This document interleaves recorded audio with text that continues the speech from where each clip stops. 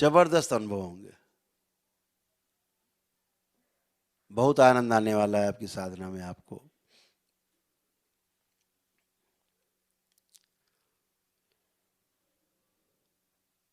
दरबार बहुत कोशिश में है कि इसका विस्तार हो, विद्या का, इस विधा का विस्तार हो। आप देखते ही हैं आपकी कुंडलिनी को क्षण में खोलना बंद करना दरबार का सेकंडों का काम है। और यह सिर्फ एक पूर्ण गुरु की उपस्थिति में हो सकता है, जैसे बाबा हैं।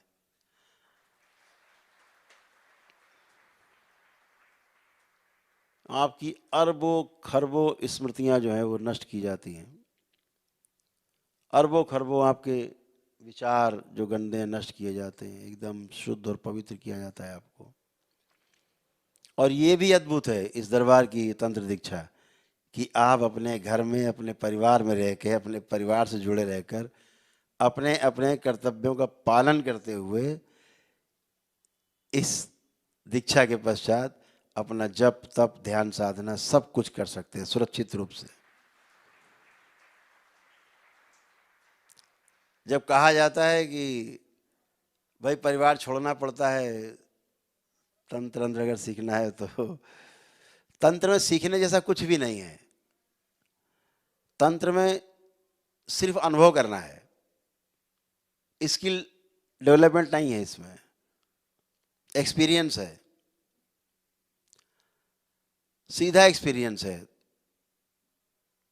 तंत्र में ऐसा जैसे आग में कूदना, कोई व्यवस्था नहीं करनी है कि कपड़ा वपड़ा बांध के जाना है कि कोट पैंट पहन के जाना है, उठे कूद गए आग में। ऐसा है, बिल्कुल डायरेक्ट सेवा है। तो खतरा उसमें रहता है जो टोना टुटका जादू टोना करते हैं घर परिवार में रह के, उनके लिए खतरा है, क्योंकि दूसरों को मारोगे तो खुद मरोगे। तो कहते हैं भैया कि जब घर छोड़ दो तभी करना जाके सभी बाहर, वो ठीक करते हैं।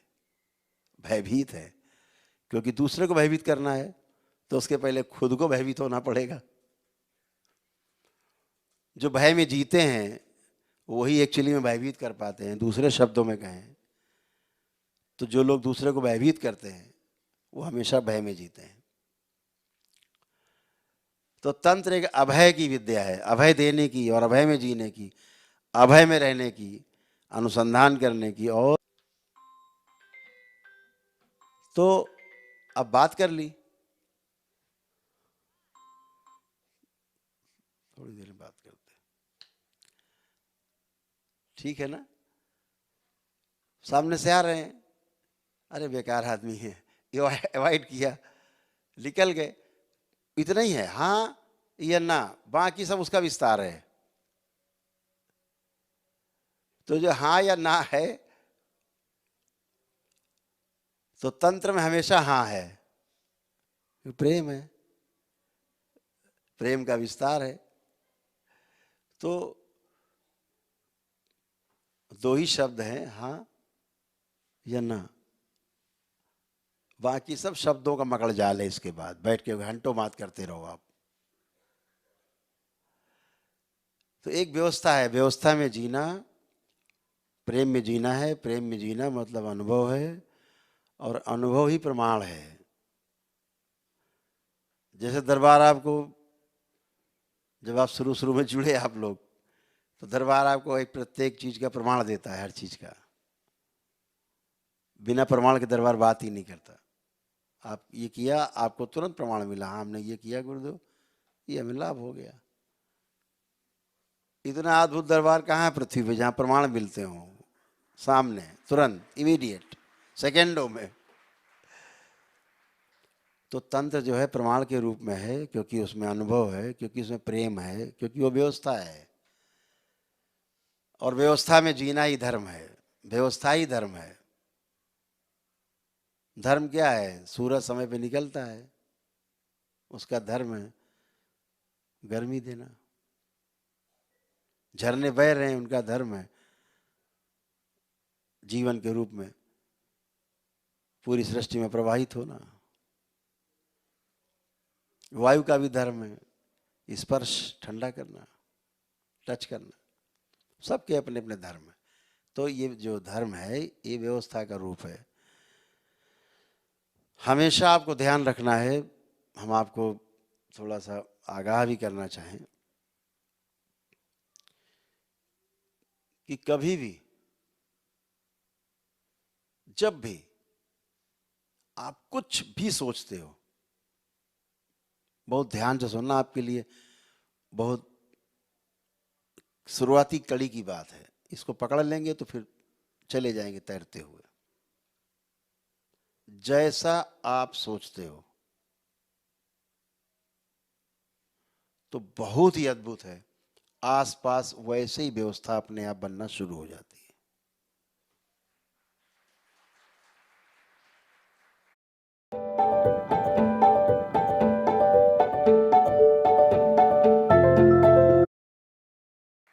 अगर आप मकान बनाने के बारे में सोचते हो तो मकान बनाने के बारे में सोचते सोचते व्यवस्था वैसे ही बनने लगती है। पहले ज़मीन खरीदना है किसी तरह से, फिर किसी तरह से थोड़ा थोड़ा बनाते गए बनाते गए बनाते गए, फिर मकान बन गया, फिर लीप पुत गया, फिर घर में प्रवेश कर गए।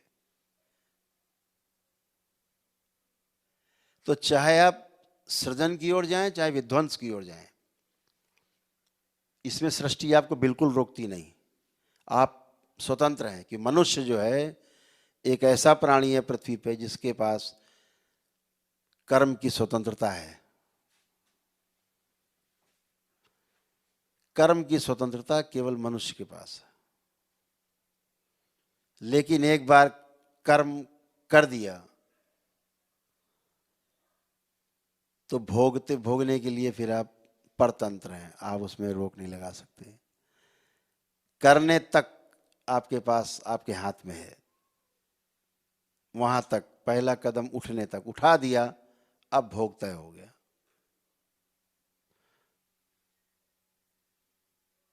तो कर्म स्वतंत्रता वहीं तक है जहां तक हमने अभी कर्म नहीं किया है। किया, भोग तय हो गया। तो मनसा वाचा कर्मणा, जो मैं बार बार कहता हूं, सबको आगाह करता हूं कि किसी के विरुद्ध सोचने से भी आपके भोग तय होते हैं। करना तो बहुत बाद में आता है। मनसा वाचा, मनसा मन में केवल सोचा, भोग तय हुआ। क्यों? जैसे ही आपने सोचा, शरीर के अंदर एक केमिकल रिएक्शन होता है। जैसे किसी के बारे में गलत सोचा, क्रोध आया अंदर, एक ग्लैंड्स खुलेगी, उससे रिलेटेड थोड़ा सा रस निकलेगा, खून मिल जाएगा, जहर है वो। अब लालच करते हैं, अहंकार करते हैं, ग्लैंड्स खुलती है, शरीर के अंदर ग्लैंड्स हैं, उससे कुछ रस निकलता है, उससे संबंधित टपकता है खून में, जहर, और आपकी लाल रक्त कणिकाओं को मारना शुरू करता है। चिंता करते हो तो भी यही होता है, कोई भाव लाते हो आप तो यही होता है। इसी प्रकार जब विश्वास करते हो आप, आस्था करते हो दरबार में किसी भी के प्रति, आपकी आस्था, आपका विश्वास, तो एक अनेक प्रकार की ग्रंथियां, उनमें से वो ग्लैंड्स खुलती हैं जो से रिलेटेड है उस भाव से, और वो टपकती हैं आपके खून में, मिलती हैं, तो आपको आनंद का अनुभव होता है। ध्यान में जाते हैं, मन से आमन की स्थिति में जाते हैं, तो एक विशेष ग्रंथि है वो खुलती है, और वो जब खून मिलता है उसका रस, तो आनंद का अनुभव होता है। सुख, निरंतर सुख, शांति, संतोष और आनंद, ऐसा अनुभव होता है। तो ये सभी चीजें आपको ये ध्यान रखना है कि हमारे सोच से ही मामला शुरू हो जाता है। तो सोच अपनी एकदम जैसे समझिए कि, और दो चीजें बहुत खतरनाक हैं। एक क्रोध, जब शक्ति आती है तो क्रोध आपको विचलित कर सकता है, आपको नष्ट कर सकता है, ये ध्यान रखिएगा।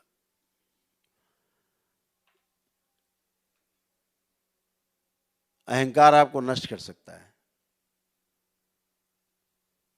आपकी शक्ति को छीन कर सकता है, क्योंकि आप प्रयोग कर दोगे। शक्ति को संचय करना है, और यह शक्ति जो आप में संचित होती जाएगी, ये आपके नए नए द्वार खोलती जाएगी।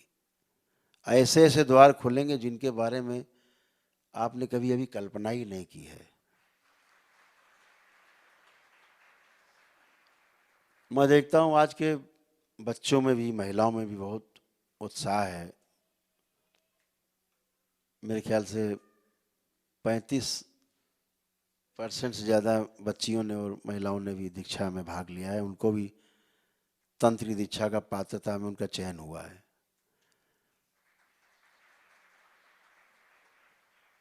बहुत ही अद्भुत है। तंत्र की दीक्षा में ऐसा पहली बार हो रहा है कि जो महिलाएं, बच्चियां और नवयुवक बढ़ चढ़ के भाग ले रहे हैं।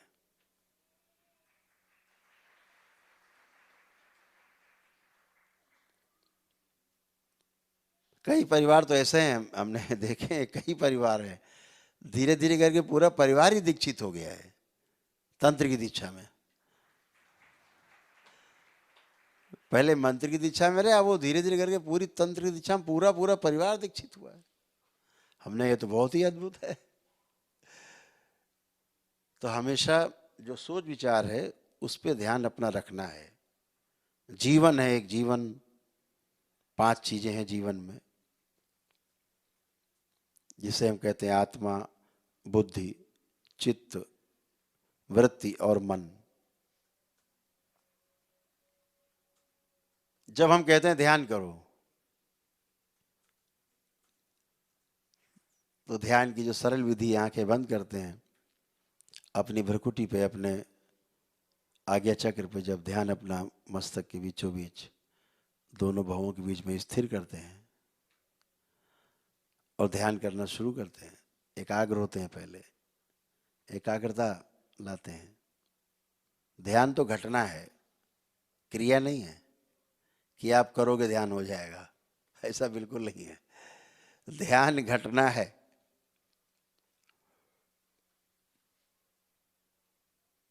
ध्यान के लिए तैयार होना क्रिया है। मेडिटेशन ध्यान नहीं है, एकाग्रता है। तो एकाग्रता एक क्रिया है, घटना नहीं है। तो जब हम एकाग्र होते हैं एक बिंदु पर, वो क्रिया है, लेकिन ध्यान घटना है, घटित हो जाएगी। जैसे निद्रा, आप सोने का उपक्रम करते हैं, अपने बिस्तर पे जाते हैं, आप बिस्तर हिस्तर लगाते हैं, तकिया किया रखते हैं, ठीक से चादर आदर ओढ़ते हैं, लेटते हैं, ये क्रिया है। लेकिन जो निद्रा है वो घटना है। निद्रा कब आपको आ जाती है आपको पता ही नहीं लगता। बाकी सब चीज़ पता है आपको, बिस्तर बिछाया, लगाया है, चादर बिछाई है, ओढ़ने के लिए रखा है, रजाई गद्दा, है ना, ये सब आपको पता रहता है। लेकिन लेट गए और थोड़ी देर बाद सो गए, कब सो गए पता नहीं, वो घटना घटित हो गई। ऐसे ही ध्यान है। तो निद्रा मूर्छा में घटना घटित हुई है, और ध्यान होश पूर्वक है, पूरा पूरा होश है, वो ध्यान है। तो हम एक सेंटर, एकदम केंद्र पे खड़े होते हैं, जब बिंदु पे ऐसे चढ़ते हैं, तो सतर्क नहीं रहे, बेहोशी में रहे तो निद्रा है, और ऐसे हैं अगर होश पूर्वक चले गए तो ध्यान है। ध्यान करते करते निद्रा में चले गए, बेहोशी, ध्यान करते करते कब चले गए, घटित हो गई घटना, वो ध्यान है, होश पूर्वक चले गए। सतर्कता की आवश्यकता उसी बिंदु पे केवल, बस इस यही बिंदु मुख्य है कि हम ध्यान में हैं, बैठे हैं। सतर्क हैं तो निद्रा से बचे रहेंगे, नहीं तो निद्रा में ले जाएगी। तो ध्यान जैसे नंदी, नंदी का गुण लाइए अपने में, इतनी धैर्य पूर्वक प्रतीक्षा में है शिव की, गुफा के बाहर बैठे, कब निकलेंगे मेरे प्रभु, धैर्य में, महीनों, वर्षों, सैकड़ों वर्ष नंदी ध्यान बैठे हैं। ऐसी प्रतीक्षा जब आपकी हो जाएगी, तो जो घटना घटी, बहुत अद्भुत घटना जो घटती है, उसका नाम ध्यान है।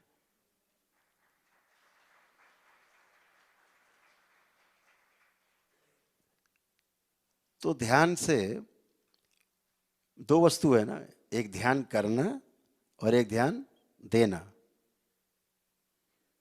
तो पहली जो क्रिया हो रही है वो ध्यान दे रहे हैं, हम लोग ध्यान दे रहे हैं। जैसे कोई चीज ध्यान से पढ़ लिख रहे हैं, वो भी ध्यान ही है।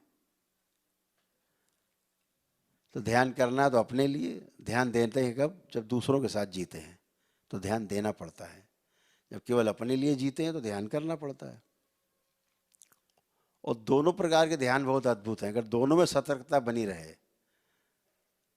होश पूर्वक ध्यान दें और होश पूर्वक ध्यान करें, तो अद्भुत है, लाइफ बदल जाती, पूरा गेस्टाल्ट चेंज हो जाता है। जब आप अमन की स्थिति में होते हैं, जब आप ध्यान की स्थिति में होते हैं, जब आप साधना कर रहे होते हैं, जब आपके पास तमाम विचार नहीं होते हैं, ज़्यादा समय एकाग्र रहते हैं, तो एक ऐसी ग्रंथि खुलती है, तालू के पास अंदर है, उससे एक रस टपकता है, टप टप, खून मिल जाता है, वो आनंद देता है। कबीरदास ने उसके बारे में कहा,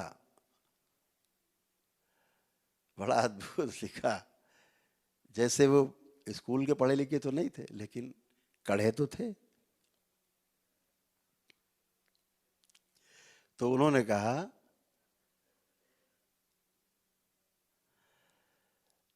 कि बरसे कंबल और भीगे पानी। अद्भुत कहा, बरसे कंबल भीगे पानी। तो वही अद्भुत है, वो तालू से टपकता है रस, जैसे पपीहा। जैसे वर्ष में एक बार एक नक्षत्र होता है, उसमें आसमान से टपकता है स्वाति नक्षत्र में। तो एक पक्षी है, वो आस लगा के बैठा रहता है, मुंह खोले रहता है। देखिए उस नक्षत्र में मुंह ही नहीं बंद करता वो, इस आस में कभी गिरे, टपक जाएगा मेरे मुंह में। प्रतीक्षा, धैर्य पूर्वक प्रतीक्षा। धैर्य नहीं खोना है, व्यवस्था में धैर्य पूर्वक जीना है। और ये ध्यान रखिएगा, नंदी ऐसा धैर्य अगर आप में आ गया, उसका ही नहीं अपना भी हम नुकसान करते हैं। बताया ना मैंने आपको, जैसे भाव आप अंदर लाते हो वैसे ही रस टपकती है ग्लैंड से, ग्रंथियों से खून मिलता है।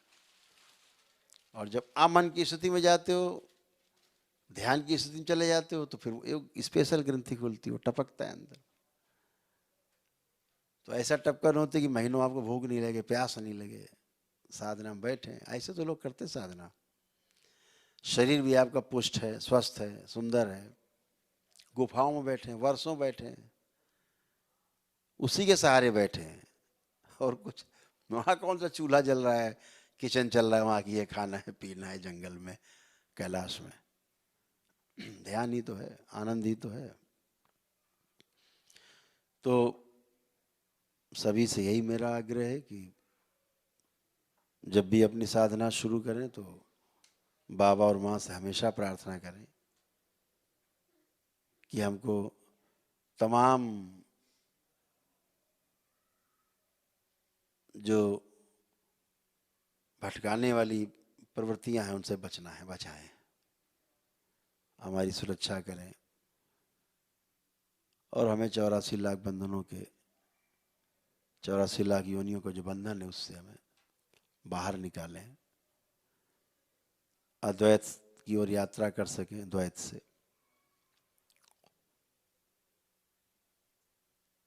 और बहुत सरल है, अगर आप देखो, जैसे हम आपसे कहें कि आप ध्यान करो, तो आप कभी भी देखना ध्यान करते समय, आप एक आध मिनट में हम कहें चलो अपने मस्तक पे आज्ञा चक्र पे ध्यान करो, आप करोगे। या हमने कहा चलो अपने मूलाधार पे ध्यान लगाओ, तो आप जहाँ भी ध्यान लगाते हो, आपने ध्यान लगाया तो क्या घटना घटेगी? आप टेक ऑफ कर जाते हो, उड़ गए, फ्लाई कर गए, बम्बई पहुंच गए, अमेरिका पहुंच गए, मौसी के यहाँ पहुंच गए सेकेंडों में। और फिर एकदम आपको होता अरे वहाँ कहाँ पहुंच गए, फिर वापस फिर अपने को स्थिर करते हो आप। ऐसे आप 10, 20, 50 बार, 100 बार पूरे ध्यान के समय करते रहते हो। धीरे धीरे फिर 100 बार होता तो 70 बार होने लगेगा, धीरे 50 बार होने लगेगा, फिर 40 बार होगा भटकाओ, फिर 20 बार भटका होगा, फिर 10 बार भटका होगा, फिर एक आध बार 2 बार होगा। ऐसे धीरे धीरे अनुभव होता जाएगा आपका। अब आप अगर इसको ध्यान से देखो कि मन तो एक ही है और वो चला गया कहीं बम्बई ध्यान करते करते, तो ये किसने देखा कि बम्बई चला गया? वो आपके अंदर से वो कौन देखता है कि अरे वहां कहाँ पहुंच गए, वापस आओ।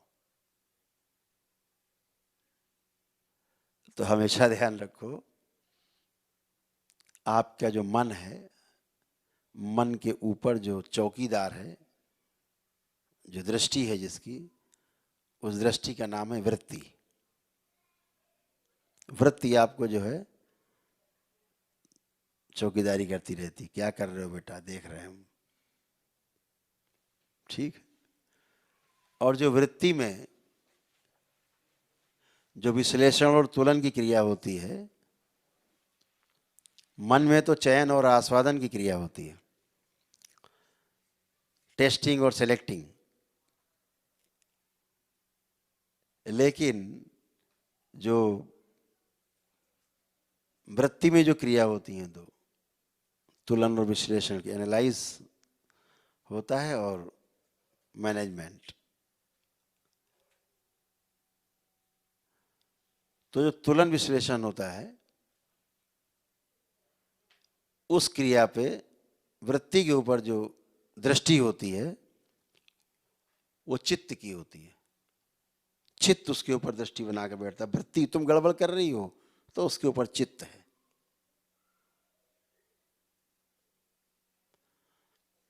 मन में दो, जैसे एटम होता है नहीं,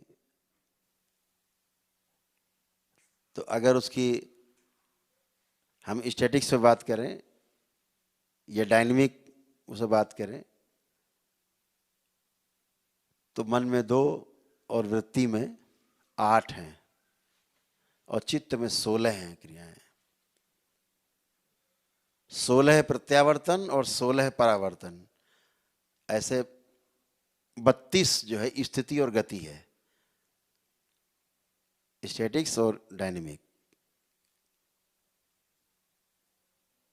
और जब चित्त कुछ गड़बड़ करता है तो उसके उस पर जो है जो दृष्टि रहती है वो बुद्धि की रहती है, बुद्धि दृष्टि रखती है। अच्छा तुम गड़बड़ कर रहे हो, स्मृति इधर उधर भटका रही है, बुद्धि कहता है नहीं नहीं ऐसा नहीं करो, ऐसे।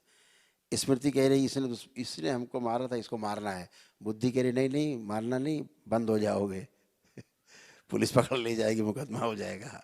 तो बुद्धि पीछे से ऊपर उसके कह नहीं नहीं ऐसे मत करना।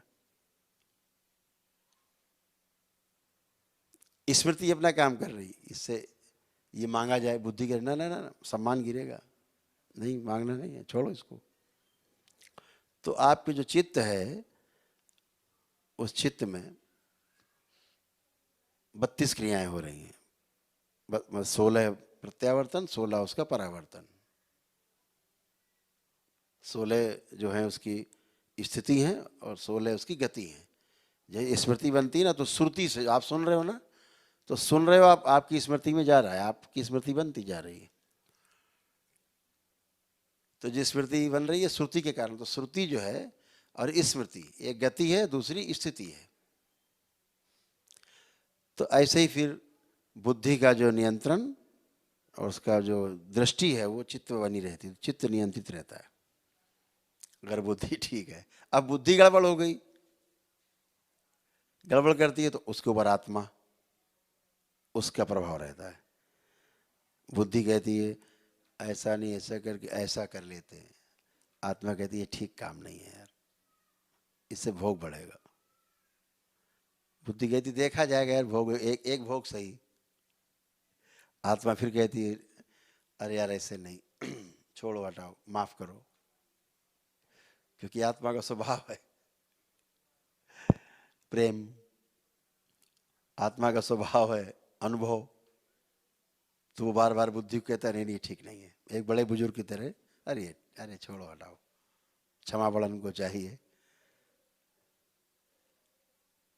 तो ऐसे करके सभी का एक दूसरे के ऊपर, तो जब मन आपका इधर उधर भागता है तो जो वृत्ति आपकी है वो पकड़ती, देखती है किधर गया, तो कहते हैं हाँ गलत गए, फिर वापस। ये वृत्ति के कारण होता है, वृत्ति की दृष्टि होती है, वृत्ति के ऊपर चित्त की दृष्टि है, चित्त के ऊपर बुद्धि की दृष्टि है, बुद्धि के ऊपर आत्मा की दृष्टि है। तो बहुत अनुभव आपको होंगे जब आप साधना में उतरेंगे। उतर ही गए अब क्या, आप तो सर ओखली में दे ही दिया है।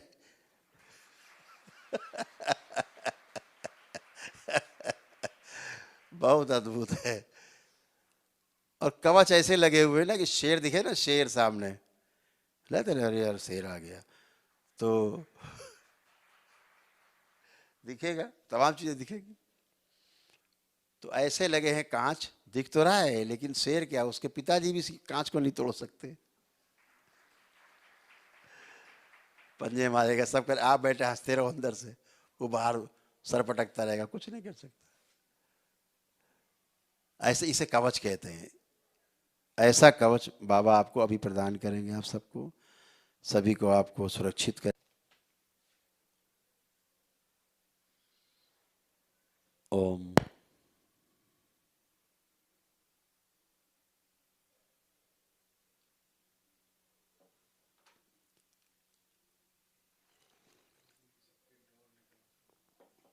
पीछे भी सब लोग बैठे हैं, सभी लोग जो दीक्षा में